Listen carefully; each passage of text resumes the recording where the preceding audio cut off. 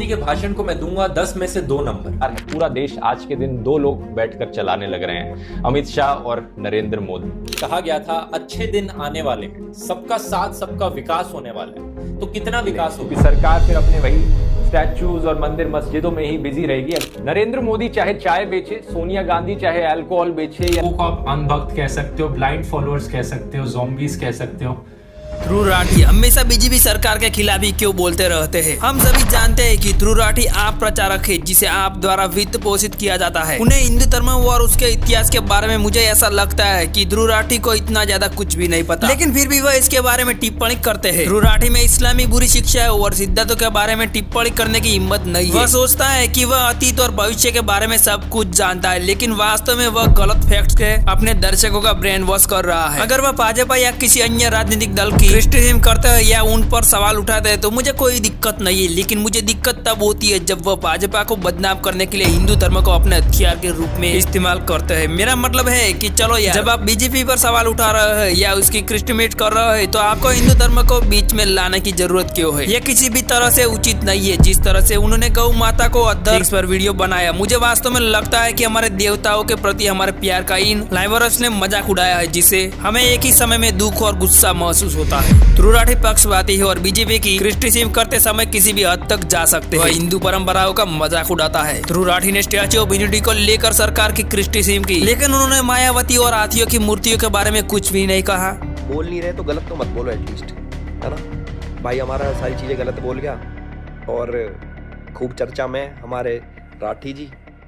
मैं कुछ गलत सलत नहीं बोलूँगा कि राठी ने ये कर दिया वो कर दिया, बट वो उसका काम है, उसको उस चीज़ के पैसे मिलते हैं। बट आपके ऊपर जो इम्पैक्ट पड़ रहा है ना उसका, जो उसकी पब्लिक है वो बेवकूफ़ है। मैं साफ सीधा बोल रहा हूँ, जो ध्रुव राठी की पब्लिक है वो बहुत बेवकूफ़ है। तो आइए आज का इस वीडियो में देखते हैं कि ध्रुव राठी हमेशा बीजेपी सरकार के खिलाफ क्यों बोलते रहते हैं। ध्रुव राठी हमेशा हिंदू धर्म से नफरत क्यों करते हैं और हमेशा सवाल क्यों उठाते हैं। ध्रुव राठी हमेशा कुछ तथ्यों को छिपाते हुए कुछ को ही क्यों सामने रखता है। ध्रुव राठी हमेशा भारत विरोधी, हिंदू विरोधी और भाजपा विरोधी वीडियो क्यों बनाता है। क्या ध्रुव राठी के यूट्यूब वीडियो देखने के बाद पीएम नरेंद्र मोदी के प्रति आपकी मानसिकता बदल गई है? यूट्यूबर ध्रुव राठी मोदी विरोधी है। ध्रुव राठी कभी भी आप और कांग्रेस की नकारात्मक या भाजपा की सकारात्मक क्यों नहीं दिखाते?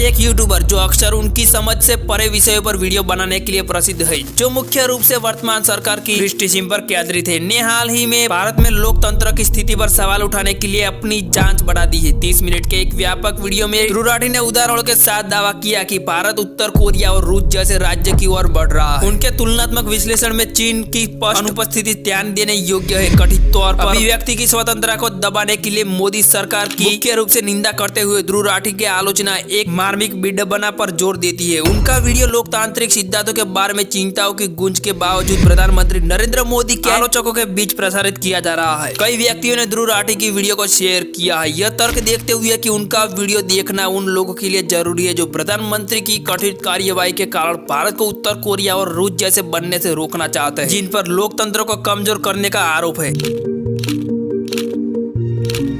इस वीडियो में हम ध्रुव राठी द्वारा दिए गए दावों की टेस्ट करेंगे, उस बेस का इवैल्यूएशन करेंगे जिसके आधार पर उन्होंने कॉन्स्टिट्यूशन निकाला है कि भारतीय लोकतंत्र की स्थिति सच में खतरे में है। ध्रुव राठी का पहला दावा यह था कि भारत एक दल एक चुनाव प्रणाली को अपनाने की दिशा में आगे बढ़ रहा है। आगे अनुमान लगाया गया है कि देश अतः उत्तर कोरिया और रूस में देखे गए चुनावी गतिशीलता को प्रतिबिंबित कर सकता है, जहाँ चुनाव कथित तौर पर सत्तारूढ़ सरकार के पक्ष में होते हैं। लेकिन सच तो यह है कि चुनाव आयोग के नवीनतम रिकॉर्ड के अनुसार भारत 8 राष्ट्रीय राजनीतिक दलों, 55 राज्य स्तरीय राजनीतिक दलों और अतिरिक्त 2597 गैर मान्यता प्राप्त राजनीतिक संस्थाओं के साथ एक विविध राजनीतिक परिदृश्य का दावा करता है। विशेष रूप से वर्तमान विपक्षी गठबंधन जिसे इंडिया नाम दिया गया है, उसमें 25 से अधिक राजनीतिक दल शामिल है, जिसमें भारतीय राष्ट्रीय कांग्रेस, तृणमूल कांग्रेस, आम आदमी पार्टी, समाजवादी पार्टी, राष्ट्रीय जनता दल, भारतीय कम्युनिस्ट पार्टी और द्रविड़ जैसी क्षेत्रीय और राष्ट्रीय दोनों इकाइयां शामिल है। मुनिद्रा कड़गम यह उजागर करना महत्वपूर्ण है कि यह राजनीतिक दल सामूहिक रूप से सत्तारूढ़ दल के विपक्ष का निर्मूल करते हैं। इसके इसके अलावा इन विपक्षी गुटों ने पिछले दशक में विभिन्न चुनावों में भारतीय जनता पार्टी पर जीत हासिल की है। ध्रुव राठी का दूसरा दावा, प्रधानमंत्री मोदी के नेतृत्व में सत्तारूढ़ दल आलोचना व्यक्त करने वाले विपक्ष के नेताओं को पकड़ने के लिए अपने अधिकार में हेरफेर करता है। उदाहरण के तौर पर दिल्ली के उप मुख्यमंत्री मनीष सिसोदिया और झारखंड के पूर्व मुख्यमंत्री हेमंत सोरेन की गिरफ्तारी के उदाहरण दिए गए हैं। इस बात पर जोर देना महत्वपूर्ण है कि अदालतों द्वारा इन नेताओं को जमानत देने से इनकार करना और उनके सामने आने वाली महत्वपूर्ण कानूनी चुनौतियों का संकेत देता है। पिछले वर्ष 26 फरवरी को केंद्रीय जांच ब्यूरो सीबीआई ने दिल्ली के तत्कालीन मुख्यमंत्री मनीष सिसोदिया को निरस्त की गई शराब नीति के कथित अनियमितताओं के संबंधित आरोप में हिरासत लिया था। इसके बाद प्रवर्तन निदेशालय ने औपचारिक रूप से आम आदमी पार्टी आप के वरिष्ठ नेता के खिलाफ धन शोधन निवारण अधिनियम PMLA के तरह आरोप लगाए। सिसोदिया द्वारा प्रस्तुत जमानत याचिकाओं के निचली अदालतों दिल्ली उच्च न्यायालय और स्वयं सर्वोच्च न्यायालय द्वारा लगातार खारिज कर दिया गया है। इंडिया एक्सप्रेस की रिपोर्ट में कहा गया है कि दिल्ली के उप मुख्यमंत्री मनीष सिसोदिया की जमानत याचिका को खारिज करते हुए सुप्रीम कोर्ट ने कहा कि ऐसी सामग्री और सबूत है जो अस्थायी रूप से धन शोधन निवारण अधिनियम PMLA के तरह आरोपों में से एक का समर्थन करते हैं। वह 14 थोक शराब वितरकों ने लगभग 10 महीनों में 338 करोड़ रुपए का अतिरिक्त लाभ कमाया, जब अब समाप्त हो चुकी उत्पादन शुल्क नीति लागू थी। हेमंत सोरेन पर ध्यान केंद्रित करते हुए झारखंड के पूर्व मुख्यमंत्री और एक सहयोगी के बीच वरिष्ठ अधिकारियों के ट्रांसफर पोस्टिंग से जुड़े रिश्वत पर चर्चा के साथ साथ राज्य सिविल सेवा परीक्षाओं के उम्मीदवारों के विवरण लिंक करने के लिए अवैध कार्टन में शामिल होने के बारे में व्हाट्सएप बातचीत के खुलासे प्रस्तुत किए गए सबूत है। प्रवर्तन निर्देशालय ईडी द्वारा मीडिया रिपोर्टों में संकेत मिलता है कि व्हाट्सएप चैट में 539 पेज और भूमि कार्यों से परे 11 ट्रक मौजूद थे जिन्होंने हेमंत सोरेन की गिरफ्तारी के योगदान दिया।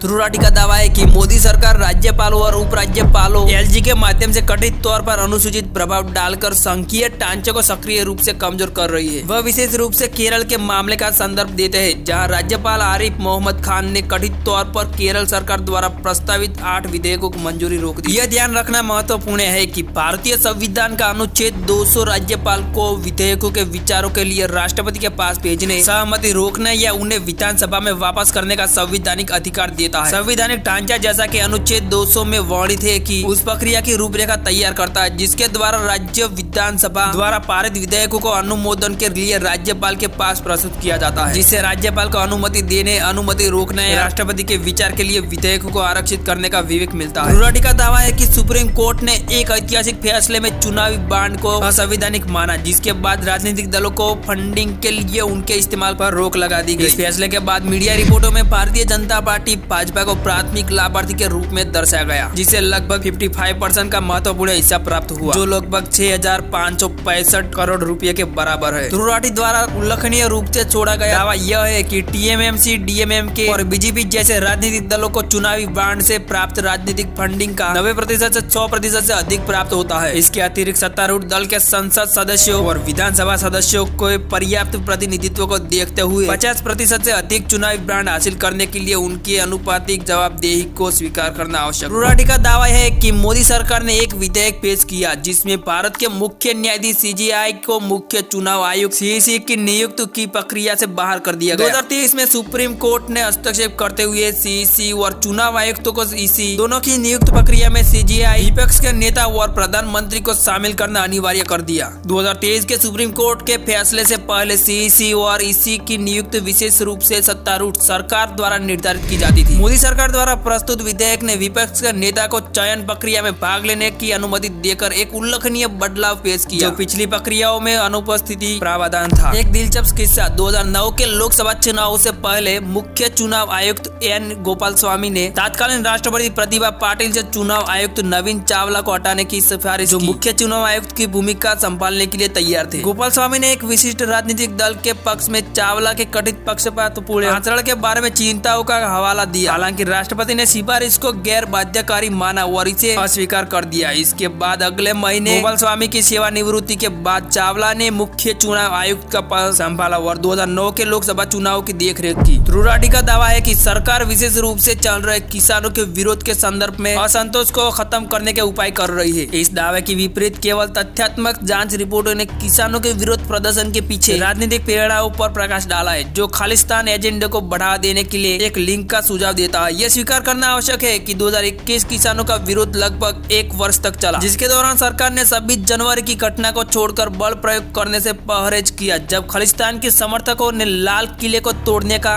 प्रयास किया। विरोध प्रदर्शनों के प्रति सरकार के दृष्टिकोण का मूल्यांकन करते समय सूक्ष्म परिस्थितियों और घटनाओं पर विचार करना महत्वपूर्ण है। त्रिपाठी का आरोप है कि 2019 में चुनाव आयुक्त के रूप में उनके कार्यकाल के दौरान प्रधानमंत्री मोदी के खिलाफ असहमति के बाद सरकार ने अशोक लवासा के फोन पर निगरानी रखी। यह ध्यान रखना उचित है कि इस दावे का एकमात्र स्रोत द वायर है, जो वामपंथी और साम्यवादी झुकाव वाला एक मीडिया आउटलेट है जो कहानी की सत्यता पर सवाल उठा रहा है। द वायर की उस एजेंडे को आगे बढ़ाने के लिए आलोचना की गई जो घरेलू और अंतर्राष्ट्रीय स्तर पर भारतीय की प्रतिष्ठा को कमजोर करना चाहता है। महत्वपूर्ण बात यह है कि किसी भी अन्य मीडिया संगठन ने इस कहानी के पर सहयोग नहीं किया है या स्वतंत्र रूप से रिपोर्ट नहीं की है, और न ही पुणे चुनाव आयुक्त अशोक लवासा ने द वायर की कहानी की पुष्टि की है। इसके अतिरिक्त यह उल्लेखनीय है कि लवासा वर्तमान सरकार के मुख्य आलोचक बने हुए हैं, स्तंभों और लेखों के माध्यम से असहमति व्यक्त करते हैं, जिससे कठोर निगरानी के आसपास की कहानी जटिल हो जाती है। त्रिपाठी का दावा है कि पुणे में ईवीएम मशीन चोरी हो गई, जिससे चुनाव आयोग पर सवाल खड़े हो गए। चोरी की गई ईवीएम प्रदर्शन के लिए थी, वास्तविक मतदान के लिए नहीं। डेमो ईवीएम पर प्रशिक्षण और जागरूकता के लिए उनके उद्देश्य को दर्शाने वाली एक अलग मोहर लगी होती है, जिसे मतदान में उपयोग की जाने वाली ईवीएम से अलग संग्रहित किया जाता है। इस मामले में गिरफ्तार आरोपी से गलती से मान लिया था कि ईवीएम वाले ब्रेकेज में कीमती सामान है। बहरहाल ईवीएम की अखंडता और सुरक्षा की रक्षा करना लोकतंत्र के लिए महत्वपूर्ण है। त्रिपाठी ने दावा किया कि सीएजी के अनुसार लगभग 60,50,000 आयुष्मान भारत लाभार्थियों ने एक ही या अमान्य मोबाइल नंबर का उपयोग किया। सरकार ने स्पष्ट किया है कि आयुष्मान भारत प्रधानमंत्री जन आरोग्य योजना AB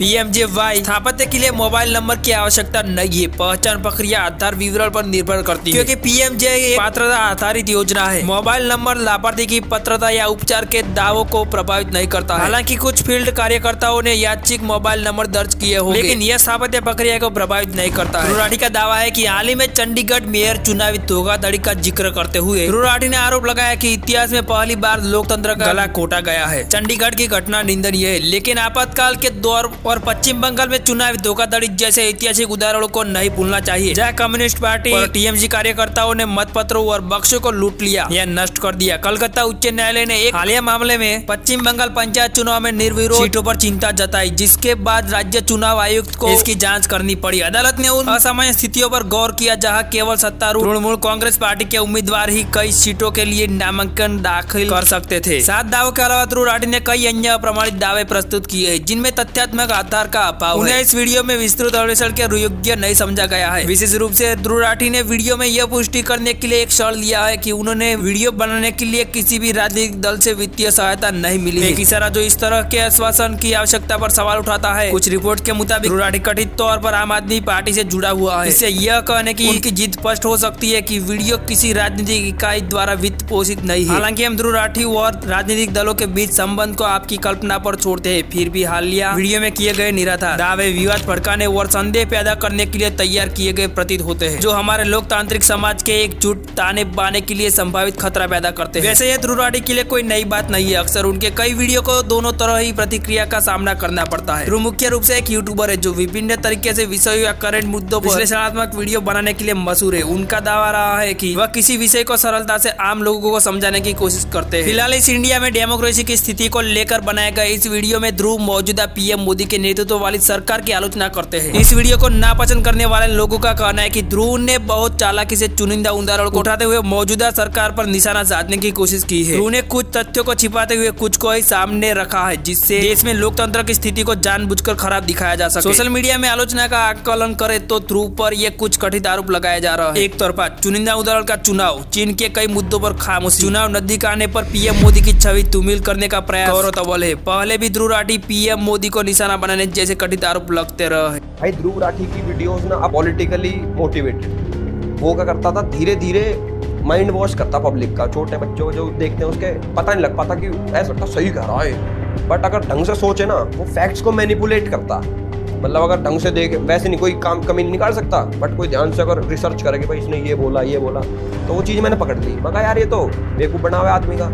ध्रुव राठी का एक और वीडियो जिसमें इजराइल फिलिस्तीन मुद्दे पर उनके नवीनतम वीडियो के एक पार्ट के दौरान आपको समझाता हूं। हम सभी जानते हैं कि इजराइल फिलिस्तीन संघर्ष में दोनों पक्षों के कई नागरिक मारे गए, लेकिन ध्रुव राठी की पहली टिप्पणी कुछ इस प्रकार की है। दोस्तों, इजराइल ने खुलेआम अपने रॉकेट से गांजा के रिहायशी इलाकों को निशाना बनाया, जिसमें इतने सारे नागरिकों की मौत हुई है। देखा जाए तो बेचारे नागरिकों का इस युद्ध में क्या भूमिका है। दूसरी टिप्पणी यह है कि दोस्तों, इजराइल और फिलिस्तीन दोनों में से इजराइल ही ज्यादा शक्तिशाली है। और दोस्तों, आपको पता होगा महात्मा गांधी ने क्या कहा है, महान शक्ति के साथ बड़ी जिम्मेदारी भी आती है। दोस्तों, इजराइल को अपनी जिम्मेदारी समझनी चाहिए। उन्हें समझना चाहिए कि अगर एक ही देश आप पर हमला करता है तो आपको जवाबी कार्यवाही नहीं करनी चाहिए, क्योंकि हिंसा के बदले में और हिंसा के लिए कभी समझौता करना सही विकल्प नहीं है। अब ये दोनों टिप्पणी का जवाब मैं देता हूँ, जिसमें पहली टिप्पणी, दोनों तरफ से नागरिक मारे गए, सिर्फ गाजा की तरफ ही नहीं। उन्होंने गाजा हमलों के कारण इजराइल में नागरिकों की हत्या पर ज्यादा ध्यान नहीं दिया। दूसरी टिप्पणी, महान शक्ति के साथ बड़ी जिम्मेदारी भी आती है ध्रुव भाई, इसलिए इजराइल ने अपने नागरिकों की रक्षा के लिए गाजा पर जवाबी हमला किया, जो उनकी जवाबदारी है। ध्रुव राठी की टिप्पणी कुछ इस प्रकार की थी। आपसे उम्र में छोटा व्यक्ति आपकी हत्या करना चाह रहा है, लेकिन आपको प्रतिशोध नहीं लेना चाहिए।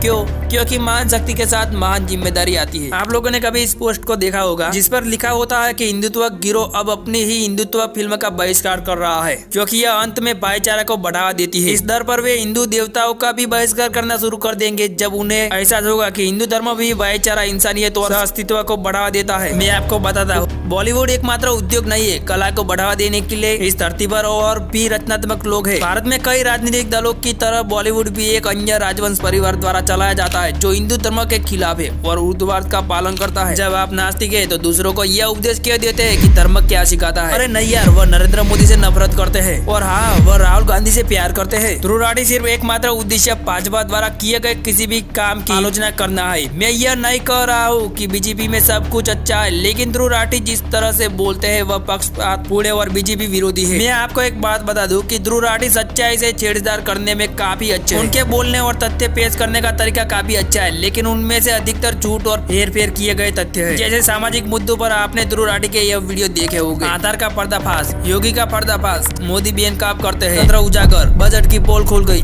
बल्ला बल्ला बल्ला, ये सब कुछ हेर-फेर किए गए तथ्यों के साथ झूठ है। लेकिन इतने सारे खुलासे के बाद मुझे उम्मीद है कि उन्हें कुछ शोध करना चाहिए था और वीडियो बनाना चाहिए था, जिसमें नेशनल हेराल्ड केस, जब अरविंद केजरीवाल ने एक IAS को थप्पड़ मारा, कोयला गेट, 2G 3G जीजाजी, चारा घोटाला, विजय मालवा, नीरव मोदी और मेहुल चौकसी कैसे अरबों का कर्ज लेने में सफल रहे, वह नौकरियां कम होने की बात करते, जो मेरे हिसाब से यह झूठ। बाजार में बहुत सारी नौकरियां उपलब्ध है, लेकिन हमारे ग्रेजुएट उन नौकरियों के लिए कुशल नहीं है। रिपोर्ट के अनुसार 90% ग्रेजुएट किसी भी नौकरी के लिए एलिट नहीं है। तो सिर्फ ध्रुव राठी वीडियो देखने और नौकरियों के लिए बीजेपी और मोदी के दोष देने से आपको नौकरी नहीं मिलेगी। कुछ कौशल विकसित करें और आपको निश्चित रूप से नौकरी मिलेगी। पेट्रोल के बारे में बात करते हैं। मैं स्वीकार करता हूँ कि सरकार को पेट्रोल की कीमतों के बारे में कुछ करने की जरूरत है, लेकिन मुझे खुशी है कि मुझे कम कीमत पर भी अन्य दैनिक आवश्यक चीजें मिल रही है। ध्रुव राठी का एक और झूठ, मैं यह नहीं कह रहा कि भाजपा और मोदी सभी अच्छे हैं, दूध के दूल्हे हुए नहीं वो भी, लेकिन मोदी को जितनी आलोचना मिली है वह सही नहीं है। कुछ लोगों द्वारा की गई किसी भी मूर्खतापूर्ण बात के लिए उन्हें दोषी ठहराया जाता है। मैंने कुछ लोगों को सीरिया में युद्ध के लिए मोदी को दोषी ठहराते हुए भी देखा है। दरअसल हमारे पास मोदी सरकार के आलोचक नहीं बल्कि नफरत वाले लोग ज्यादा है। लोग मोदी समर्थन करते हैं क्योंकि फिलहाल कोई बेहतर विकल्प नहीं है। भारत में इतनी समस्याएं क्यों है? इसका एकमात्र उत्तर पॉल्यूशन है। जनसंख्या में तीव्र वृद्धि ही समस्याओं का मुख्य कारण है। क्या ध्रुव राठी कभी इस बारे में बात करेंगे? हम दो हमारे दो की बात करते हैं, लेकिन यह किसी खास समुदाय पर लागू नहीं होता। क्या ध्रुव राठी कभी इस बारे में बात करेंगे? अगर मोदी और भाजपा झूठ बोल रहे हैं तो भारत की GDP विकास दर कैसे है? मैंने लोगों को कूड़ेदान में डालते हुए स्वच्छ भारत के बारे में सोचते हुए देखा है। यही बदलाव है। कई अन्य उदाहरण दे सकता हूँ, लेकिन इसका कोई फायदा नहीं है, क्योंकि जो लोग ध्रुव राठी का अनुसरण करते हैं वे कभी भी दूसरों की बातों पर विश्वास नहीं करेंगे। वे सिर्फ उस व्यक्ति से प्यार करते हैं जो मोदी की क्रिटिसिज्म करता है और रात दिन उन्हें गालियां देता है। जय हिंद।